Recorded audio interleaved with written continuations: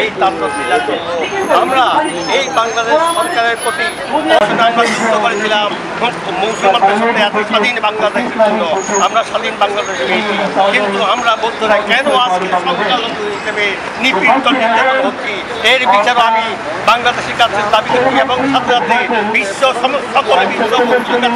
আমি দাবি করছি যে বাংলাদেশে বৌদ্ধদের উপর যে অত্যাচার হচ্ছে সেটার জন্য আপনারা হস্তক্ষেপ করে বাংলাদেশকে অত্যন্ত শান্তিপ্রিয় বৌদ্ধ হিসেবে আমরা পৃথিবীকে করতে পারি এই কথা রেখে সবার কাছে সবাইকে আমার বক্তব্য শেষ করছি। ধন্যবাদ।